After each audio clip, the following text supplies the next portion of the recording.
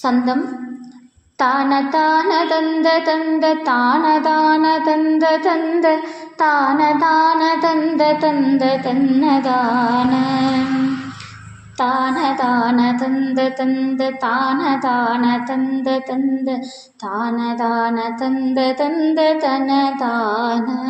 இது சந்தம். பாடல் நான் முதல்ல படித்து காட்டிடுறேன், அதுக்கப்புறம் உங்களுக்கு ராகத்தில் பாடி காட்டுறேன். இது ரொம்ப ஈஸி தான், கஷ்டமாக அப்படிலாம் கிடையாது. இந்த பாடலையும் கொஞ்சம் பதம் பிரிச்சிட்டோம் அப்படின்னா ஈஸியாக தான் இருக்கும். ஸோ நிறைய பேருக்கு என்னென்னா பதத்தோடு சேர்ந்து படிக்கும்போது அது சிரமமாக தெரியும். அதனால் பதம் பிரித்து நான் உங்களுக்கு குரூப்பில் ஷேர் பண்ணுறேன். இந்த மாதிரி கஷ்டமான பாடல்கள் எல்லாம் நான் பதம் பிரித்து குரூப்பில் ஷேர் பண்ணுறேன். பாடல் ஆறும் ஆறும் அஞ்சும் அஞ்சும் ஆறும் ஆறும் அஞ்சும் அஞ்சும் ஆறும் ஆறும் அஞ்சும் அஞ்சும் அருநாளும் ஆறும் ஆய சஞ்சலங்கள் வேறு அதா விளங்குகின்ற ஆரண ஆகமம் கடந்த கலையானை ஈறு கூற அரும்பெரும் சுவாமியாய் இருந்த நன்றி ஏது வேறு இயம்பலின்றி ஒரு தானாய் யாவுமாய் மனம் கடந்த மோனவீடு அடைந்து ஒருங்கி யான் அவா அடங்க என்று பெறுவேனோ மாறு கூறி வந்து எதிர்ந்த சூரர் சேனை மங்க வங்க வாரிமேல் வெகுண்ட சண்ட விதமங்க சேனை மங்க வங்க வாரிமேல் வெகுண்ட சண்ட விதத்தாரை வாகை வேல கொன்றை தும்ப மாலை கூவிலம் கொழுந்து வால சோமன் நஞ்சு பொங்கு பகுவாய சீருமாசுனம் கரந்தை ஆறு வேணி கொண்ட நண்ப தேசிகா கடம்பலங்கள் புனைவோனே தேவர் யாவரும் திரண்டு பாரின் மீது வந்து இறைஞ்சு தேவனூர் விளங்க வந்த பெருமாளே. அதான் இந்த பாடலுடைய பதம் பிரித்தது.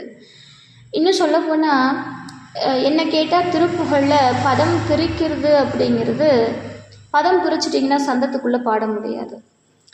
ஆமாம், ஏன்னா சுவாமி பாடும்போதே பார்த்திங்கன்னா சந்தத்தோட அந்த வார்த்தைகளை உடைச்சி தான் பாடுவார். அருணகிரியாருடைய திருப்புகளுடைய சிறப்பே அதுதான்.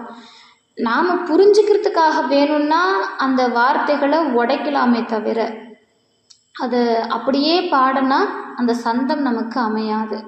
திருப்புகளில் சந்தம் தான் ரொம்ப முக்கியம். சந்த தமிழ் திருப்புகள். அதனால் உங்களுக்கு புரிஞ்சுக்கிறதுக்காக வேணும்னா இந்த பதம் பிரித்த வரிகளை அனுப்புகிறேன். ஆனால் பதம் பிரித்த பாடலை சந்தத்தோடு பாடவே முடியாது, அது ரொம்ப ரேர். சில பாடலை மட்டும்தான் அப்படி பாட முடியும், இந்த மாதிரி பாடலெல்லாம் பாட முடியாது. அதனால் இதை முடிஞ்ச வரைக்கும் புரிஞ்சுக்கிட்டு சந்தத்தோடவே சேர்த்தே பாடுங்க. அருணகிரிநாதர் எப்படி கொடுத்தாரோ அப்படியே பாடுறது தான் இந்த பாடலுக்கான சிறப்பு. இந்த பாடலுடைய இசையில் நம்ம வந்துடலாம். முதல்ல சந்தம். தான தான தந்த தந்த தான தான தந்த தந்த தான தான தந்த தந்த தனதான. அதான் இந்த பாடல். ஆறும் ஆறும் அஞ்சும் அஞ்சும் ஆறும் ஆறும் அஞ்சும் அஞ்சும் ஆறும் ஆறும் அஞ்சும் அஞ்சும் அருநாளும் ஆறுமாய சஞ்சலங்கள் வேறதா விளங்குகின்ற ஆரணாக மங்கடந்த கலையான ஈறு கூறரும் பெருஞ்சுவாமியாயிருந்த நன்றி ஏது வேறியம்பல் என்று ஒரு தானாய் யாவுமாய் மனங்கடந்த மோன வீடடைந்தருங்கி யானவாவடங்க என்று பெறுவேனோ மாறு கூறி வந்தெதிர்ந்த சூரர் சேனை மங்க வங்க வாரி மேல் வெகுண்ட சண்ட வித தாரை வாகை வேல கொன்றை தும்பை மாலை கூவிலங்கொழுந்து வால சோமனஞ்சு பொங்கு பகுவாய சீரு மாசு நங்கரந்தை ஆறுவேணி கொண்ட நம்பர் தேசிகா கடம்பலங்கள் புனைவோனே தேவர் யாவருந்திரண்டு பாரின் மீது வந்திரைஞ்சு தேவனூர் விளங்க வந்த பெருமாளே தேவர் யாவருந்திரண்டு பாரின் மீது வந்திரைஞ்சு தேவர் நூர் விளங்க வைந்த பெருமாளே தேவனூர் விளங்க வந்த பெருமாளே பெருமாளே.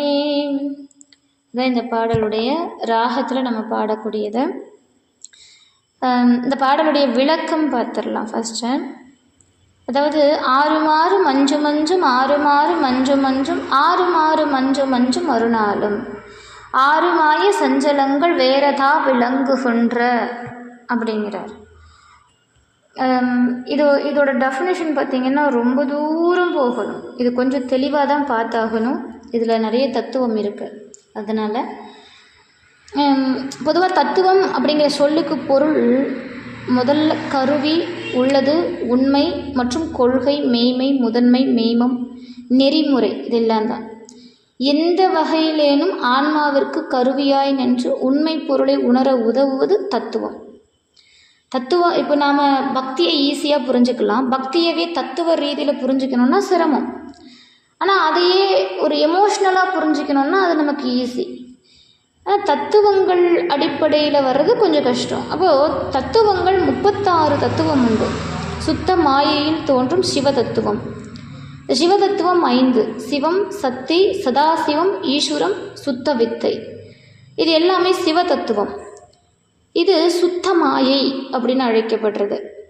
அசுத்த மாயையில் தோன்றக்கூடிய வித்யா தத்துவங்கள் 7 இருக்குது. அது காலம், நியதி, கலை, வித்தை, அராகம், புருடன், மூலப்பிரகிருதி. இதெல்லாம் பிரகிருதி மாயை அப்படின்னு ஒன்று இருக்குது. அதில் தோன்றக்கூடிய ஆன்ம தத்துவங்கள் 24 இருக்குது. ஆக மொத்த தத்துவத்தினுடைய எண்ணிக்கை 36 தத்துவம். அந்தகரணங்கள் 4, ஞானேந்திரியங்கள் 5, கண்மேந்திரியங்கள் 5, 14 ஆன்மாவின் அறிவு. இந்த 4, 5, 5 ஞானேந்திரியம் 5, கண்மேந்திரியம் 5, அந்தகரணம் 4, இந்த 14 ஆன்மாவினுடைய அறிவு. கொஞ்சம் இது புரிஞ்சுக்கிறது கஷ்டம். சித்தாந்தம் படித்தவங்களுக்கு தான் இது ஈஸியாக புரியும். இல்லைன்னாலும் நீங்கள் இதை கேட்டுக்கிட்டே வாங்க.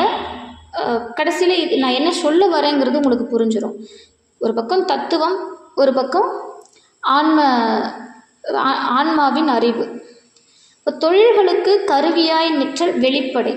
அவற்றின் பின்னர் தோன்றும் தன்மாத்திரைகளும் பூதங்களும் ஆகிய தத்துவங்கள் 10 ஆன்மாவிற்கு கருவியாய் நின்று உதவுகிறது.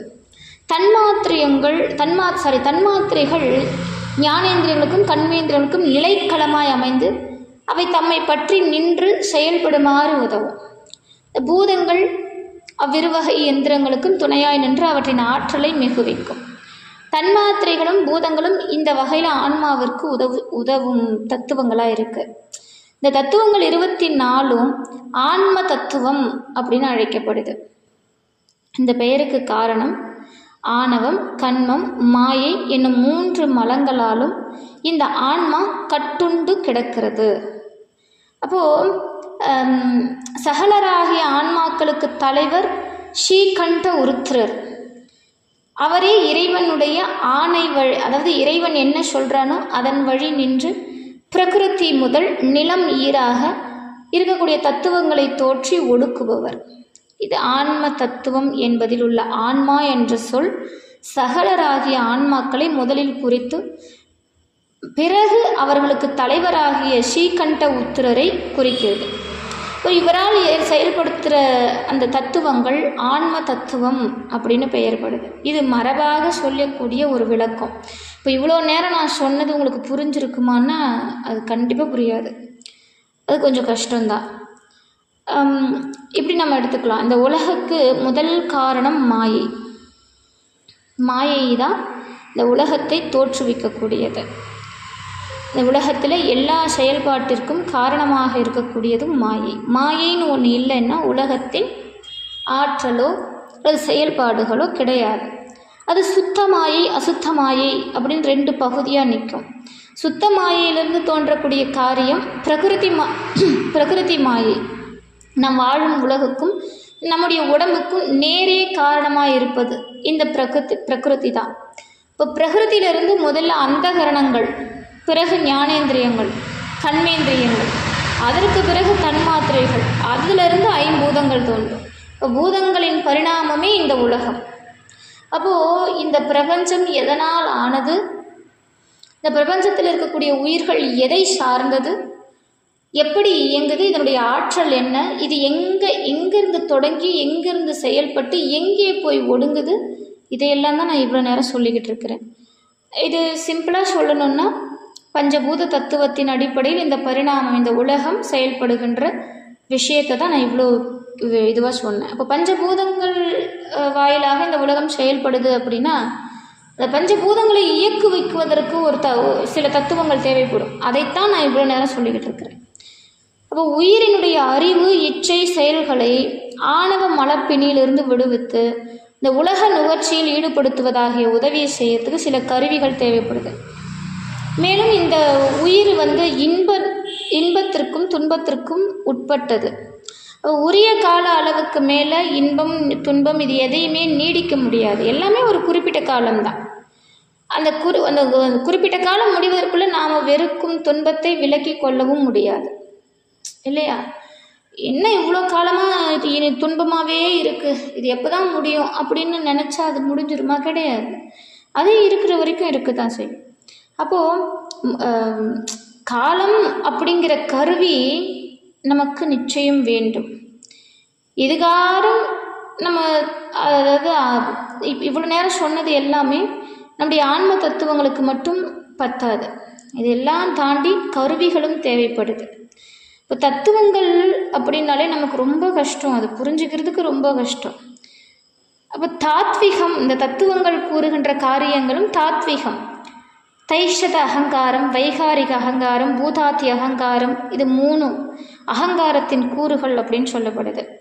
இப்போ தாத்விகங்கள் இது எல்லாமே நமக்கு இந்த தத்துவத்தின் அடிப்படையில் இந்த உடம்பு, இந்த உலகம், நாம் கொண்டிருக்கக்கூடிய மும்மலங்கள், இதெல்லாம் தாத்விகம். அப்படின்னா பிருத்திவியின் கூறு, எலும்பு, தசை, மயிர், தோல், நரம்பு, இதெல்லாம் சிறுநீர், ரத்தம், சிலேத்தம், வியர்வை, சுக்கிலம், சோனிதம், ஹிருதயம், வெப்பம், பசி, தீ, கண்ணில் சூடு இருக்கும். நீங்கள் சில நேரம் பாருங்கள், கண் திடீர்னு சூடாக தெரியும். கண்ணில் வெப்பம் உண்டு, உடம்பில் வெப்பம் உண்டு, கபால வெப்பம் உண்டு. வாயுவின் கூறு பார்த்திங்கன்னா உத்தானன், பிராணன், அபானன், சமானன், வியானன், நாகன், கூர்மன், கிருகரன், தேவதத்தன், தனஞ்சயன் அப்படிங்கிற வாயுக்கள் உண்டு. ஆகாயத்தின் கூறு பார்த்திங்கன்னா அத்தி, அலமுடை, இடை, பிங்களை, கழுமுனை, காந்தாரி, குகுதை, சங்கினி, சிகுவை, புருடன் அப்படின்னு நாடிகள் உண்டு. நிறைய விஷயங்க. நம்ம பிறந்துட்டோம், வளர்கிறோம், இந்த உடம்பு இருக்குது, அழகு இருக்குது, வயசு இருக்குது, இதெல்லாம் நம்ம நினச்சிக்கிட்டு இருக்கிறோம்ல. ஆனால் இந்த உடல் எந்தெந்த தத்துவத்தோடு கனெக்ட் ஆகிருக்கு? அண்டத்தில் இருப்பது தான் பிண்டத்தில் உண்டு அப்படின்னு அருளாளர்கள் சொன்ன காரணம் என்ன? நம்முடைய உடல் கூறுகள் தான் இந்த அண்டத்தின் கூறுகளாக விளங்குகிறது. அப்போ இந்த பிரபஞ்சமே ஒரு சரியான நிலைப்பாட்டில் இயங்கிக்கிட்டு இருக்குது. இந்த பிரபஞ்சம் மொத்தமே ஒன்றோட ஒன்று கனெக்டிவிட்டி. எது விலகினாலும் இங்கே செயல்படாது, இங்கேருந்து எது நகர்ந்தாலும் செயல்படாது. அப்போது பிரபஞ்சத்தினுடைய நிலைப்பாட்டுக்கு, இந்த பிரபஞ்சத்தினுடைய அதாவது என்ன சொல்லுவாங்க, வேறுபாடு இல்லாமல் சமநிலைக்கு, இந்த பிரபஞ்சம் எப்போதும் சமநிலை இருக்கணும் அப்படின்னா இந்த தத்துவங்கள், தாத்விகங்கள் இதெல்லாம் தேவைப்படுது. இப்படி இறைவன் இந்த பிரபஞ்சத்தை உருவாக்குகிறான். இது கொஞ்சம் கஷ்டந்தாங்க, கொஞ்சம் இல்லை, ரொம்ப கஷ்டம் இது புரிஞ்சுக்கிறதுக்கு. ஆறையும் நீத்து அதன் மூல் நீலையை பேரா அடியேன் பெருமாறு உலதோ அப்படின்னு வள்ளலார் பாடுறார். தத்துவம் என் வசமாக தான் செலுத்த அறியேன், சாகாத கல்வி கற்கும் தரம் சிறிதும் அறியேன், அத்தநிலை சத்தநிலை அறியேன், மெய்யறிவை அறியேன், மெய்யறிந்து அடங்கும் அறிஞரையும் அறியேன், சுத்த சிவ சன்மார்க்கத்திருப்பொதுவின் இடத்தே தூய நடம் புரிகின்ற நியாயம் அறிவேனோ, எத்துணையும் குணம் அறிவேன், எங்கனம் நான் புகுவேன், யார் குறைப்பேன், என்ன செய்வேன், ஏதும் அறிந்திலனே அப்படிங்கிற. தத்துவம் அனைத்தும் தனித்தனி கடந்தும் தத்துவ அதீதமேல் நிலையில் சித்து இயல் முழுதும் தெரித்தனம் அவைமேல் சிவநிலை தெரிந்திடச் சென்றோம், ஒத்த அந்நிலைக்கான யாமும் எம் உணரும் ஒருங்குற கரைந்து போயினம் என்று அத்தகைய உணர்ந்தோர் வழுத்த நின்று ஓங்கும் அருட்பெரும் ஜோதி என் அரசே அப்படின்னு பாடுறார்.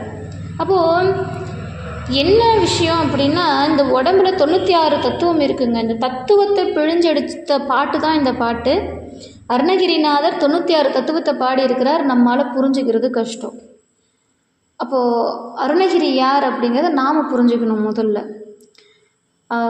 இது வரைக்கும் அருளாளர்களில் நான் பார்த்து மிரண்டு போன அருளாளர்களில் அருணகிரியும் ஒருத்தர். காரணம், அவர் பேசாத செய்தி கிடையாது, அவர் சொல்லாத செய்தி கிடையாது, அவ்வளோ விஷயம் இருக்குது. அப்போ இந்த தத்துவங்களின் அடிப்படையில் இந்த பாடலை வச்சுருக்கிறாருன்னா பார்த்துக்கோங்க. இந்த தோல் துருத்தி போன்ற உடம்புல 96 தத்துவம், இந்த தத்துவங்களும் தாத்வியங்களும் உறைவிடம் இருக்குது. தங்கள் வாழ்வுக்குரிய பொருள்களை அழிக்க வேண்டும் என்று பல துயரம் செய்யுமாறு உயிரினங்களை வருத்துவதனாலே தம்மால் என்ற அளவு பெருமான் நம்மை நாடி வந்து விருப்பினை உடைய அடியவர்பால் அதிகை வீரட்டனார் தாமும் அன்பராய் உதவுகிறார். இது பாடலில் வருது நமக்கு. 17 8 ஈரட்டு 7 இரட்டால் வைத்தி பத்தி படவேயும் அப்படின்னு. அப்போ நமக்கு இதெல்லாம் சொன்னால் புரியாது. சிம்பிளாக சொல்லணும் அப்படின்னா ஒரே ஒரு விஷயம்தான். இறைவன் யார் என்பதற்கு ஒரு சின்ன விளக்கம். துன்பங்கள் அனைத்திற்கும் காரணமாக விளங்குகின்ற 96 தத்துவங்களுக்கும் வேறாக விளங்குகின்றது. அந்த வேதங்களின் உட்பொருளையும் ஆகமத்தின் உட்பொருளையும் கடந்து நமக்காக இறைவன் அருள் பாலிக்கிறான். அப்போ இறைவன் எங்கே இருக்கிறான் அப்படிங்கிறத உச்சத்தை தொட்டு காட்டிட்டு, அப்பேற்பட்ட இறைவன் முருகான்னு சொன்னால் ஓடி வரானே, அவன் எளிமையை பார்த்துட்டாங்க அப்படின்னு சொன்ன பாட்டு இந்த பாட்டு. அதனால தான் நான் உங்களுக்கு புரியாதுன்னு தெரிஞ்சும் இந்த தத்துவத்தை பற்றி எடுத்து சொன்னேன். இன்னும் நான் முழுசாக தத்துவத்தை விளக்கலை, நான் முழுசாக சொல்லவே இல்லை, அதை அப்படியே விட்டுட்டேன், பாதியிலே விட்டுட்டேன். காரணம் என்னென்னா, நமக்கு ஒரு கட்டத்துக்கு மேலே தத்துவம் பேசுனா சுத்தமாக புரியாது. அது புரிஞ்சுக்கணும். அதாவது திருப்புகழ் மேலே இருக்கிற ஈடுபாடே குறைஞ்சிரும். அதனால் நான் சொல்லலை. ஏன் சொல்லலை அப்படின்னா, அதை ஈஸியாக புரிஞ்சிக்கணும் நம்ம ஃபஸ்ட்டு, இல்லையா? புரிஞ்சுக்கிட்டால் தானே தத்துவம் பேசினாலும் அது நமக்கு தெரிய வரும். அதனால் நான் அதை சொல்லலை. விஷயம் இதுதான். இதையெல்லாம் கடந்து நிற்கக்கூடிய தெய்வம் இறைவன். அப்பேற்பட்ட இறைவன் நம்முடைய குரலுக்கு மிக எளிமையாக ஓடி வருகிறான் என்றால் அவனுடைய இரக்கம் என்ன, அவனுடைய கருணை என்ன அப்படிங்கிறத நம்ம புரிஞ்சுக்கணும். வேதங்களின் உட்பொருளையும் ஆகமங்களின் உட்பொருளையும் கடந்து நிற்கக்கூடியவன். உபதேச கலையாகிய சித்தாந்தத்திலும் முடிவாக கூறுவதற்கு இயலாத பெரும் தெய்வமாயிருந்து நன்மை தரக்கூடியவன். எங்கும் இருந்து எப்படி இருக்கிறான், என்ன செய்கிறான் அப்படின்னு காரணம் காட்டி சொல்ல முடியாத நிலைக்கு தனக்கு ஒப்புமை இல்லாதவனாய் உலக உயிர்கள் உலக பொருள் எல்லாவற்றிலும் விளங்கி மன உணர்வை கடந்து மௌன வீட்டில் அடைந்து ஒரு நெறிய மனம் வைத்து அவா அடங்கிய நிலையை அடியேன் பெறுவது எந்த நாள் அப்படிங்கிறார். எனக்கு என்னவோ அருணகிரியாரை புரிஞ்சுக்கிறதுக்கு இன்னொரு ஜென்மம் பிறந்து வரணும் அப்படின்னு தோணுது. அவர் சொன்ன பாடல்களையும் அவர் நமக்கு எடுத்துரைத்த செய்திகளையும் புரிஞ்சுக்கிறதுக்கு நமக்கு இந்த பிறவி போதாதுன்னு தோணுது. அவ்வளோ விஷயங்க. இப்போ நான் சொன்ன இதில் இந்த 6 மாறு மஞ்சு மஞ்சும் 6 மாறு மஞ்சு மஞ்சும் 6 மாறு மஞ்சு மஞ்சும் அருணாலும், இதுக்கு தான் நான் இவ்வளோ நேரமும் கத்திக்கிட்டு இருக்கிறேன். ஆனால் என்ன சொல்ல வரேன்ட்டு யாருக்காவது புரிஞ்சுதா? இல்லை. அப்போ என்ன சிம்பிளாக சொல்லணுன்னா, இந்த உலகத்தில் இறைவன் எதையெல்லாம் கடந்து நிற்கிறான். 96 தத்துவங்கள், ஆகமங்கள், வேதங்கள் எல்லாத்தையும் கடந்து நின்ற தெய்வம் நமக்காக இறங்கி எளிமையாக வருகிறது. அதுதான், அதை நம்ம புரிஞ்சுக்கணும். அப்போது இவ்வளோ பெரிய செய்தியை அருணகிரியார் நமக்கு மிக தெளிவாக சொல்கிறார். அடுத்து பாருங்க, 6 மாய சஞ்சலங்கள் அப்படின்பார். 6 6 6 6ன்னா கங்கை நதி. நம்ம அதை பார்க்கணும் ஃபஸ்ட்டு. 6ன்னா கங்கை நதி. நமக்கு 6 + 6, இவனுடைய முகம் 6 இன்னொன்று கங்கை நதி, இதையெல்லாம் வச்சிட்ருக்கிறது. இப்படி நம்ம இந்த பாடலை உடைக்கணும். ஆரணம் ஆகமம் கடந்தவன், கலையான ஈறு கூற அரும் அப்படின்னா உபதேச கலையிலிருந்து வெளியில் வர்றது. அப்போ இவ்வளோ செய்திகளை உள்ளடக்கிய இந்த பாட்டு கொஞ்சம் தத்துவார்த்தமாக போகிறதால ஒரு முறைக்கு 2 முறை நம்ம படிக்கணும். அதான் விஷயம். துன்பங்கள் அனைத்தினுக்கும் காரணமாக இருக்கக்கூடிய 96 தத்துவங்களுக்கும் வேறாக விளங்குகின்றவன், வேதங்களின் உட்பொருளையும் ஆகமங்களின் உட்பொருளையும் கடந்து நிற்கக்கூடியவன், உபதேச கலையாகிய சித்தாந்தத்திலும் முடிவாக கூறுவதற்கு இயலாத பெரும் தெய்வமாயிருந்து நன்மை தரும் பொருளை நமக்கு தரக்கூடியவன். அப்படிப்பட்ட இறைவனுடைய திருவடியை அவனை நினைத்து உருகுகின்ற நாள் என்னால் அப்படின்னு அருணகிரியார் கேட்கிறார்.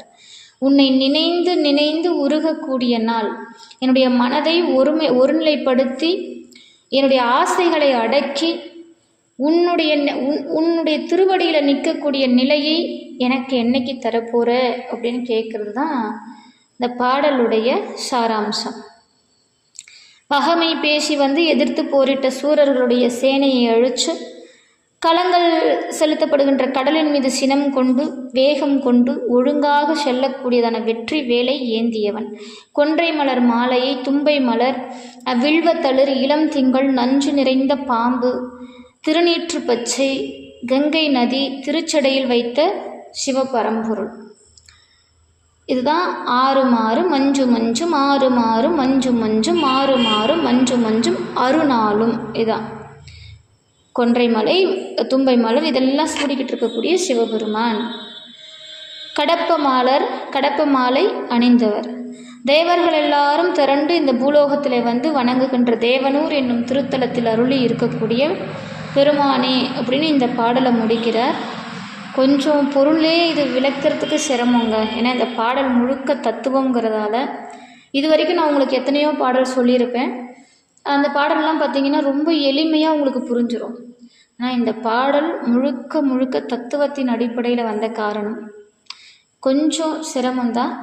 ஆனால் இப்படி எடுத்துக்குவோமே, இவ்வளோ விஷயத்துக்கு கடந்து நின்ற பெருமான் நமக்காக இறங்கி வருகிறான். அவ்வளோதான் பாட்டு. அவ்வளோதான், ஈஸியாக நமக்கு முடிச்சிடணும். இதுதான் இந்த பாடலுடைய சிறப்பு. உங்களுக்கு புரிஞ்சிருக்குன்னு நினைக்கிறேன். புரியலனாலும் பிரச்சனை இல்லை. ஏன்னா நமக்கு அருணகிரி சொன்ன ஒரு விஷயம், எனக்கு எவ்வளவு அறிவு இருக்குது அப்படிங்கிறது எனக்கு தெரியும். நான் அறிவில் சிறந்தவன்னு நான் உங்ககிட்ட நிற்கல, எனக்கு அறிவே கிடையாதுன்னு தான் நிற்கிறேன். என்னை அறிவார்ந்தவனாக மாற்றுவது உன் கடமைன்றார் அருணகிரி. அதனால் நமக்கு இது புரியலை, இது புரியுது அப்படிங்கிற வேறுபாட்டை தாண்டி இந்த பாட்டை பாடுங்க, அவ்வளவுதான். இந்த பாடலே உங்களுக்கான அந்த தத்துவத்தை புரிய வைக்கும். அப்போ 96 தத்துவங்களை யார் படிச்சிருக்காங்களோ, இன்னும் சிம்பிளாக சொன்னோன்னா சைவ சித்தாந்தம் படித்தவங்களுக்கு இந்த பாட்டு ரொம்ப ஈஸியாக விளங்கிடும். இது முழுக்க முழுக்க சித்தாந்தம், தத்துவம். இதான் அருணகிரி பாடினார் இந்த பாட்டில். ஸோ எளிமையான பாடல் தான், இருந்தாலும் பொருள் உங்களுக்கு கஷ்டமாக இருக்கும். அடுத்த பாடல் பக்கம் எண் 23, தேனுந்து முக்கணிகள் திருப்புகழ்.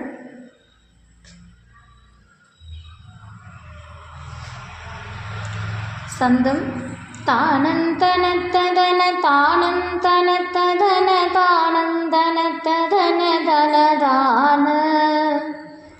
பாடல் தேனுந்து முக்கணிகள் பால் செங்கருப்பிளநீ சீரும் பழித்த சிவம் அருளூர, தீதும் பிடித்த வினை ஏதும் பிடித்து விழ சீவன் சிவச்சுரூபம் எனதேறி, நான் என்பதற்றிருயிர் நூடென்பதற்று வெளிநாதம் பரபிரம்ம ஒளி மீதே, ஞானம் சுரப்ப மகிழானந்த சித்தியோடே நாளும் கலிக்க வதமருள்வாயே, வானம் தழைக்க அடியேனும் செழிக்க அயன் மாலும் பிழைக்க அலை விடமால, வாரும் கரத்தனைமையாலும் தகப்பன் மழுமானின் கரத்தன் அருள் முருகோனே, தானந்தனத்ததன நாவண்டு சுற்றி மதுதானும் கடப்பமலை மலரணி மார்வாம் தானும் குறித்து எமையாலும் திருக்கையிலை சாலுங்கூரத்தி மகள் பெருமாளே தானம் குறித்து எமையாலும் திருக்கையிலை சாலுங்கூரத்தி மகள் பெருமாளே. இது முழுக்க முழுக்க இறைவனை பாடிய அற்புதமான பாடல். திருக்கையிலை, கையிலை மலையிலே பாடல் இது. சுவாமி யார், அவர் எங்கே, நமக்கு என்னென்ன அருள் நமக்கு செய்தார், முருகப்பெருமான் யார், சிவபெருமான் யார் அப்படிங்கிறதெல்லாம் இந்த பாட்டில் இருக்கும். இன்றைக்கி நிறைய முருகப்பெருமானை வச்சு நிறைய அரசியல், இன்றைக்கி அது நாம் பேச வேண்டாம். அரசியல் பேசுவதற்கு நம்முடைய வகுப்பு என்றைக்கும் காரணமாக இருந்துடக்கூடாது. இருந்தாலும் சில செய்திகளை நான் சொல்கிறதில் கடமைப்பட்டிருக்கிறேன். அது ஏற்றுக்கிறதும் ஏற்றுக்காமல் இருக்கிறதும் நம்முடைய மனப்பக்குவத்தை பொறுத்து தான். இறைவன் அப்படிங்கிறவன் நம்மால் யூகிக்க முடியாத சக்தி. அதை முதல்ல மனசில் வைங்க. இறைவன் அப்படிங்கிறவன் நம்மால் யூகிக்கக்கூட முடியாத சக்தி. நான் இதுக்கு முன்னாடி பாடின பாட்டிலேருந்தே அதை உங்களுக்கு புரிஞ்சிருக்கும்னு நினைக்கிறேன். எத்தனை தத்துவங்களை கடந்து நின்றவன் அவன் அப்படிங்கிறத படிக்கிறவங்களுக்கு தெரியும். அவனை பற்றி தெரிஞ்சுக்கணும் அப்படின்னு சித்தாந்தத்தையும் ஆகமத்தையும் வேதத்தையும் அருளாளர்கள் கொடுத்த பாடல்களையும் படிக்கிறவங்களுக்கு இறைவன் எங்கே இருக்கிறான் அப்படிங்கிறது நமக்கு ஒன்றும் இல்லைங்க. மணிவாசகர் ஒரே வரியில் வச்சார், அண்டை பகுதியின் உண்டை பிறக்கும் அளப்பெருந்தன்மை வளப்பெரும் காட்சின்ட்டு போயிட்டார். ஒரே வரி சிம்பிளாக முடிச்சிட்டார். என்ன காரணமாக இருக்கும்னு நினைக்கிறீங்க? அறிவியல் சொல்லுது இவ்வளவுதான் உலகம் அப்படின்னு. ஆனால் அதே அறிவியல் ஒரு கட்டத்துக்கு மேலே திணறுது. இல்லைங்க, இதுக்கு தாண்டியும் போய்கிட்டே இருக்குது. ஆனால் அதை முழுசாக கண்டுபிடிக்கிற அளவுக்கு மனிதனுடைய அறிவு இன்னும் வளரலன்னு அறிவியல் ஒத்துக்குது. ஆன்மீகம் சொல்லுது 101 கோடியின் மேற்பட விரிந்தனர் மணிவாசகர். 101 கோடிலாம் இல்லையா, அதுக்கு மேலே போய்கிட்டே இருக்குது இந்த பிரபஞ்சம் அப்படின்னு. அப்போது ஒரு நிமிஷம் எல்லா குப்பையையும் தூக்கி தூர போட்டுட்டு இந்த பிரபஞ்சத்தை பாருங்கள். சிம்பிளாக சொல்லணுன்னா, காலையில் ஒரு 5 மணிலேருந்து 6 மணிக்குள்ளே வெளியே வந்து நின்று ஆகாயத்தை பாருங்கள். தெளிவான அந்த ஆகாயத்தை பாருங்கள். உங்களுக்கு இறைவன் யார் அப்படின்னு கண்டுபிடிச்சிட முடியுமா அப்படிங்கிறதுக்கு அந்த ஆகாயம் உங்களுக்கு பதில் சொல்லும்.